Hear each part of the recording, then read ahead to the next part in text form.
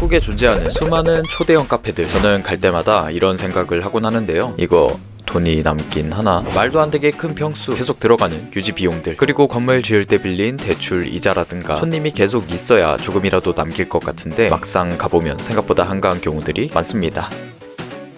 지금처럼 텅빈. 그래서 그럴까요? 카페에 1,000억의 비용을 들인 회장님께서는 그냥 솔직히 얘기해서 그냥 실수로 지은 겁니다. 실수라고 이야기하십니다. 1,000억짜리 실수라니, 세상에나. 수익이 거의 없다는, 어쩌면 적자인, 심지어 실수라는 초대형 카페들은 어떻게, 왜 생겨날까요? 그것도 아주 많이. 그것에 대해 정확하진 않지만 꽤 그럴싸한 내용들을 알아보겠습니다. 첫 번째, 부동산 수익. 이러나 저러나 괜찮은 땅은 땅값이 계속 오르기 마련이죠. 그래서 땅을 구매해서 부동산 수익을 올리고 싶은데 그냥 땅만 산다고 하면 대출이 안 됩니다. 그래서 땅과 함께 지어지는 것이 카페죠. 카페로 수익을 내는 것이 목적인데요. 라고 하면 대출이 되니까요. 카페 수익이 좀 저조해도 운영만 된다면 일단 가는 겁니다. 수익은 부동산으로 내면 되니까요. 안 되네. 물론 그런 경우가 있다는 것이지 여기 카페가 그렇다는 건 아닙니다. 목적은 회장님만 알고 계실 겁니다. 두 번째는 세금과 관련되어 있는데 적법한 절차를 밟는 것이니 카페가 문제될 것은 없지만 복잡하기도 하고 말하기 좀 그러니까 넘어가겠습니다. 이렇게 부동산과 세금 크게 두 가지라고 볼 수 있는데 그 중에 정말 문화에 이바지하기 위해 노력하시는 분들도 계실 겁니다. 풍성한 문화체험 기회를 주셔서 감사하고요. 그렇다면 포지티브 스페이스 566, 이 실수로 지어진 1,000억짜리 카페는 어떨까요? 그래서 기네스 카페. 눈이 부신 거대한 입구와 기네스, 들어가자마자 보이는 크고 화려한 샹틀리에, 그리고 기네스 라떼 한 잔, 산뜻한 카페라떼 한 잔과 기네스 3층에서 멋진 풍경을 봐도 그만 3,000만원 들인 포토존에도 침투한 기네스. 아니 이렇게까지 해야 하나 싶을 정도로 온 세상이 기네스다 그냥. 1,000억 카페에 대한 제 첫인상은 온갖 기네스로 도배된 내부, 무섭고 난해하게 생긴 캐릭터 모형들, 그리고 왜 있는지 모를 포토박스와 가게들. 결론적으로 솔직한 경험을 남기자면 좀 난잡하다. 화려하고 고급스러운 느낌은 확실히 있지만 그런 분위기와 어울리지 않은 것들이 있으니까 제가 뭘 느끼고 있는 건지 잘 모르겠더라고요. 젠장. 방문을 후회하느냐고 물어보신다면 솔직히 네, 후회하고 있었습니다. 그냥 실수로 지은 겁니다. 저는 그렇게 생각하고 있었는데 방문하신 분들은 은근히 호평을 하시더라고요. 정말 열심히 엿들었습니다. 이 난잡해 보이는 카페가 어떻게 그들을 만족하게 할 수 있었을까요? 좀 둘러보니까 이곳 포지티브 스페이스가 궁극적으로 추구하는 목표에 대해 알 수 있었습니다. 바로 다양성. 바닥에 좀 처박혀 있긴 하지만 이 정신나간 규모의 카페는 특정 세대만을 목표로 하지 않았습니다. 세상 모든 사람을 목표로 해도 공간이 남으니까요. 이렇게 멀리서 보면 중구난방이지만 가까이서 보면 각각 어느 정도 컨셉이 잡혀있다는 것을 알 수 있습니다. 그리고 그 컨셉 구역 하나가 웬만한 카페 크기에 될 정도의 크기입니다. 여러 의미로 카페계의 백화점이랄까?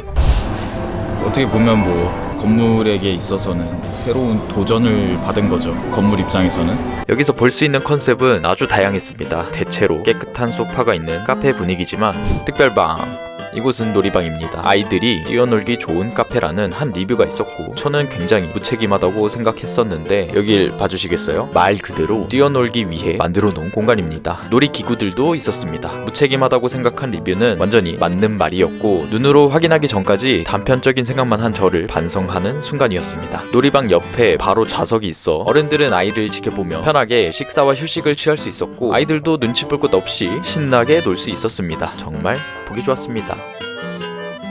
다음은 자식칸입니다. 가장 사람이 많은 공간이었습니다. 멀리서 보면 꽤 예쁘거든요. 근데 영상에서는 별로 안 예뻐 보이네요. 좌식칸이 좋은 이유는 누울 수 있다는 것입니다. 저도 누웠어야 했는데 덜 피곤했나 보네요. 이곳은 온도 조절이 가능하다고 하고 자리도 꽤 많았고 혹시라도 두 분이 오셔서 당당하게 꽁냥대고 싶으시다면 이 좁지만 다리를 숨길 수 있는 자리를 추천해드리겠습니다.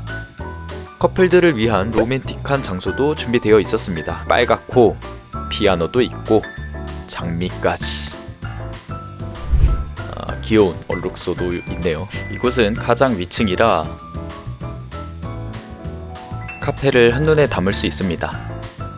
와인이 어울릴 것 같은 자리지만 와인을 들고 여기까지 올 것 같지는 않고요. 혹시 숨겨진 비밀이 느껴지는 장소를 좋아하신다면 구석구석 숨겨져 있는 짜투리 공간도 아주 많습니다. 이곳은 화장실 옆이라 상쾌한 게 테마인가 보네요. 그리고 카페에서 공부야 어디서든 할 수 있지만 대학교 강의실 같은 공간도 있었습니다. 내려다보는 풍경이 뭔가 많네요. 그 밖에도 와인과 식사가 있는 바, 빛 전시관 컨셉의 포토존,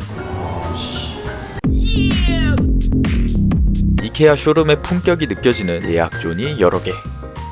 컨셉이 정말 다양합니다.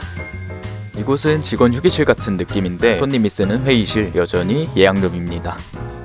짜잘하게 보이는 고급 장식품들. 매직아이네요. 이거 매직아이가 아닌데 뭘까요? 여러분, 샹들리에가 달린 연습실을 본 적 있으신가요? 이곳이라면 가능합니다.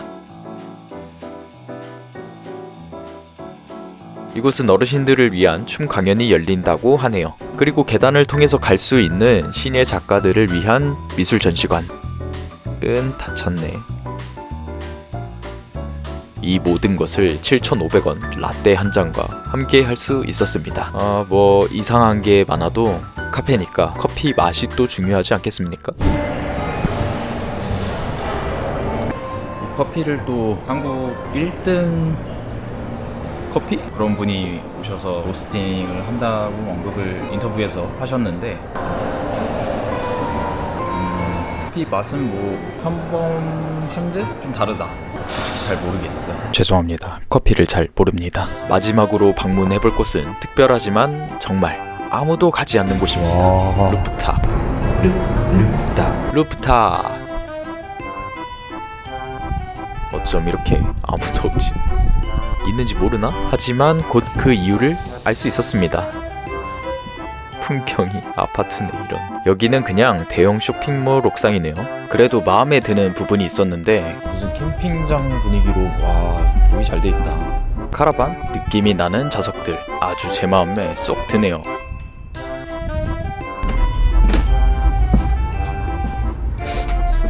근데 의자가 좀 더럽네요. 거기에 진짜 별거 없는 풍경까지. 여전히 동산 아파트 뷰고요. 무지개 포토존까지 있었네요. 사진도 찍어줬습니다.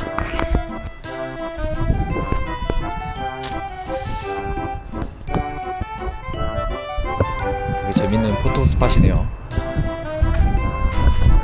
이런데 뭐 강아지 되면은 이런데 와서 놀면은 되게 좋을 것 같네요.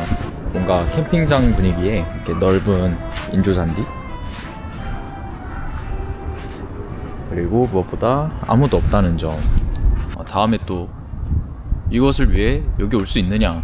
솔직히 그건 아니야. 뭐 저는 다른 곳도 가봐야 하니까요. 되게 재밌었고 아무튼 끝.